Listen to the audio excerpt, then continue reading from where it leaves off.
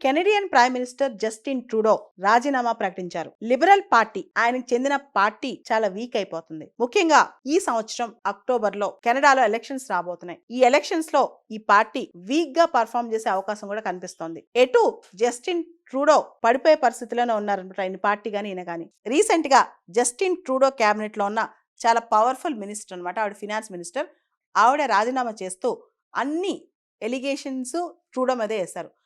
Canada ఆర్థిక పరిస్థితి ఇలా ఉండటానికి కారణం ట్రూడోనే అని చెప్పి ఆవిడ చెప్పడం జరిగింది. కెనడాలో జస్టిన్ ట్రూడో పార్టీ ఏదైతే లిబరల్ పార్టీ ఉందో అది పూర్తి స్థాయి మెజారిటీలో కూడా లేదనమాట. అది కోalitionలో ఉంది.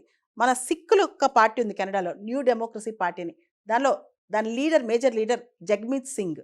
ఈయన కూడా రీసెంట్గా ఈ అలయన్స్ లోంచి, ఈ కోalition లోంచి బయటకు వచ్చేసారు. రాబోయే కెనడా ఎలక్షన్స్ లో ట్రూడో పార్టీ చిత్తుగా ఓడిపోతుందని చెప్పి ఆల్రెడీ ఒపీనియన్ పోల్స్ చెప్తున్నాయి. సో ప్రజల మేలు కోసం, దేశం మేలు కోసం తానే రిజైన్ చేస్తా అని చెప్పి కెనడియన్ ప్రైమ్ మినిస్టర్ ట్రూడో ప్రకటించారు.